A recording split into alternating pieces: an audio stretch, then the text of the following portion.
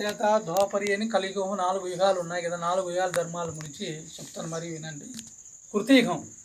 కృతయుగానికి రాజ్యాంగ చట్టం ఎవరు రాశారు అట్లా అంటే మనుధర్మశాస్త్రం అంటారు కదా, మనువు రాశాడు. అప్పుడు ఏదో కుల వ్యవస్థ అని, అప్పుడు కూడా హిరణ్యకశిపుడు హిరణ్యాక్షుడు వీళ్ళంతా రాక్షసులు ఉన్నారు, అప్పుడు కూడా లేకపోలేదు. భక్తుడిని ప్రహ్లానాథుడు ఉండేదే కృతయుగం. అప్పుడు ఎవరు రాశారు? మనువు అనేవాడు రాశాడు.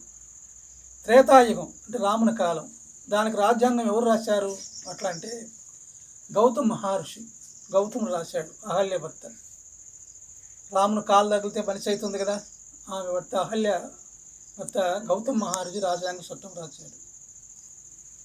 మరి ద్వాపరయుగం అంటే కృష్ణ అవతారం, దానికి ఎవరు రాశారు? శంకుడు అనే మహర్షి రాశాడు రాజ్యాంగం. మరి కలియుగానికి ఎవరు రాశారంటే వశిష్ఠుని మనముడు. వశిష్ఠుని కొడుకు శక్తి కొడుకు పరాచరుని కొడుకు వ్యాసుడు, శుకుడు, ధృతరాష్ట్రుడు, పాండురాజు, వీళ్ళందరూ అన్నమాట వ్యాసుని కుమారుడు. అందువల్ల వ్యాసుని యొక్క తండ్రి, వేదవ్యాసుని తండ్రి ఎవరు? పరాచరుడు. అంటే కలియుగం సమీపిస్తుంది, ద్వాపరయుగం అంతరిస్తుంది, ద్వాపరయుగం అయిపోతుంది. కలి ప్రవేశించే సమయంలో కలియుగానికి రాజ్యాంగం ఆయన రాసిన తర్వాత ఏమైంది ఎట్లా అంటే, ఒకడు పొలం అమ్మాడంట. పొలం అమ్మితే వాడేం చేశాడు, ఆ పొలం కొనుక్కున్నవాడు నాగిలి దున్నుతున్నాడు, పొలంలో మడకు దున్నుతున్నాడు.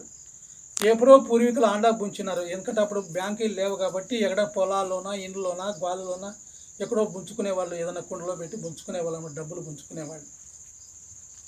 అట్లా రూపాయలన్నీ పోసి ఒక పొలంలో ఒక ఆండ పెద్దది పాతేసినారు.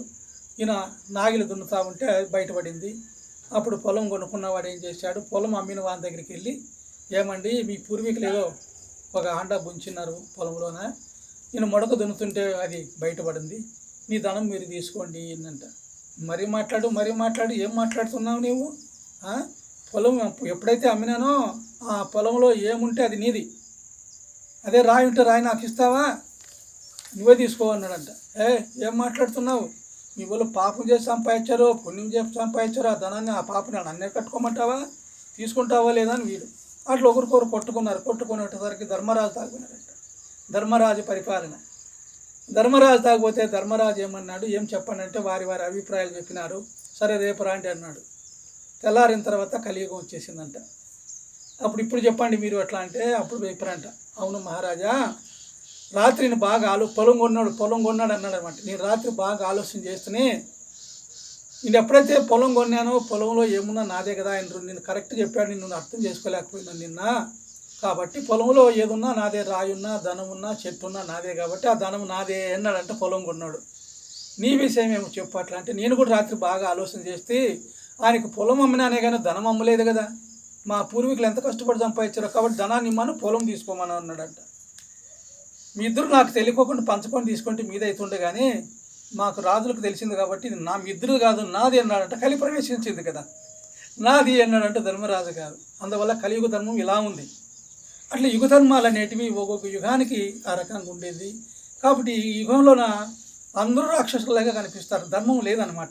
ఆ యుగంలో కొంతవరకైనా ధర్మం ఉండేది, కానీ ఇప్పుడు ధర్మం అనేది లేదు, అధర్మం ఎక్కువైపోతుంది. కాబట్టి ఒక పక్క అతి వర్షాలు, ఒక పక్క వర్షాలు లేకపోవడము, కరోనా, ఇలాంటివన్నీ ప్రకృతి అనేది కళ్ళు ఎరచేసి వికృతమైపోయి పీడిస్తుంది. కారణం ఏమిటి? మన స్వభావాలు సరిలేవు. ఇక్కడ యజ్ఞయాగాదులు, పూజ పునస్కారాలు, చిన్న పెద్ద గురువు అని సంస్కారాలు ఉంటే, ఇవన్నీ సూక్ష్మవాయువు చేత గగనానికి వెళ్ళి సకాలానికి వర్షాలు పడి సుభిక్షంగా ఉంటుందంట ప్రపంచం. ఇక్కడ మందుబాబులు, దుర్మార్గులు, ఇతరులు కావాలని ఇతరులు పీడించి ఎట్లనగా నాకు కావాలి, ఎవరైనా ఎట్లా అనుకోనని చెప్పేసి ఇలాంటి సంస్కారాలు ఎక్కువ ఉన్నాయి. కాబట్టి ఇవి కూడా సూక్ష్మవాయువు చేత పైకి గగనానికి వెళ్ళి ప్రకృతి కళ్ళెర్ర చేసి మొత్తం అన్ని దేశాల మీద పడింది. ఏది? కరోనా, అతి వర్షాలు. ఎప్పుడైనా తిరుపతిలో కొట్టుకొని పోయిందని మనం చూస్తేమే మీరు వస్తుందంటే కారణం ఏమిటి?